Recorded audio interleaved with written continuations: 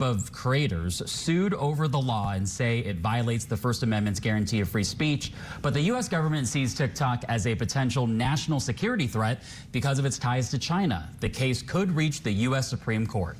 Adam Kovacevich joins the conversation now. He's the founder and CEO of Chamber of Progress, a center-left tech industry policy coalition, and it aims to ensure all Americans benefit from technological advances and works to make sure the tech industry operates responsibly. So, Adam, off the top here, what did we learn, from today's oral arguments? Anything new, and really, what does the legal road ahead look like for ByteDance and TikTok?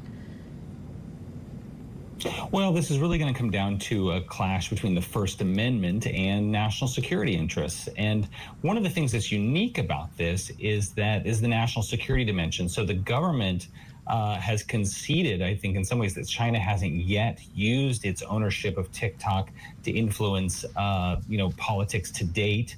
But they actually submitted classified materials to the court that help make its case about the potential for the Chinese government to use TikTok as a foreign influence tool. Now, what's interesting about this case is those materials are not going to be aired in court. They're not going to be released publicly. They can't even be discussed in the rulings. But I think they're going to have a bearing on the panel of judges who will probably give weight to that. On the other hand, I think the Supreme Court earlier this year affirmed that platforms have a First Amendment right to moderate content. So how do they square that with the national security concerns? And one of the big things they grapple with in court today is, if you think about the TikTok algorithm as being its speech, that's actually controlled within China. That came out in court today. So does the Chinese government sort of have its own speech rights that we have to protect here in the U.S.? Those are all the things that the court was grappling with in today's arguments. Let's expand a little bit on this. Adam, remind us specifically what concerned lawmakers about TikTok's ties to China. As you know, the company has repeatedly says it doesn't share data with the Chinese government. But does the U.S. government have reason to believe otherwise? Yeah, I think this kind of boils down to love the app, hate the owner. There were attempts by states, particularly Montana, to just ban TikTok outright about a year ago, and that just fell flat from a First Amendment perspective. And so Congress took a different approach this time. They said, basically, if ByteDance, who is just the Chinese parent company of TikTok, does not sell TikTok to a U.S. owner by January 19th, then U.S. app stores and U.S. internet service providers cannot provide access to the app. And they were concerned primarily about data access, but also really propaganda concerns, and what the Chinese government could do in terms of maybe not letting U.S. TikTok users see certain subjects, or maybe deprioritizing or downranking it.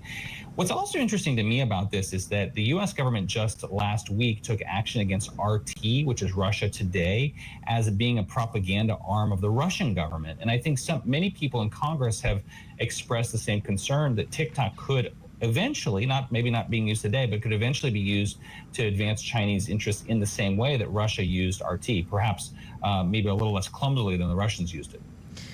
To that point, the fact that you're mentioning Russia and the DOJ coming out, explaining this very specific instances with, the influencers that didn't realize, as they claim, that they were being used in that way. There's that evidence there. And as you talk about, this kind of a situation, and you mentioned this, how does that square in court when you have the Supreme Court deciding, siding with the First Amendment kind of portion? I want to go back to that because I'm not seeing how this kind of plays out down the road, especially with that January 19th deadline you talked about.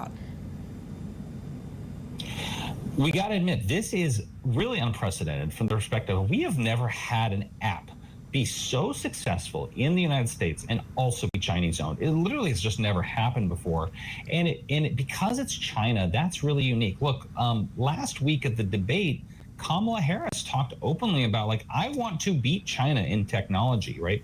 And here again, as you said, the Department of Justice taking action against a foreign propaganda campaign that was executed by RT, which used to be their network, then really evolved into their influence operation that was aimed at, right-wing kind of MAGA influencers on YouTube and other services, right? And so there's a concern, right, that if we don't sort of take action now, that's what TikTok could become. Maybe it's not become that today, but there's a real possibility. And because we've never had such an important app owned in China, they are obligated under Chinese law to provide access too, the Chinese government can't, it's not even, they don't even have to come with a warrant. It can come with any time, but they also have to live by Chinese cultural norms. And that's really the concern, that they could be downranking or prioritizing content to really advance the Chinese government's national security aims.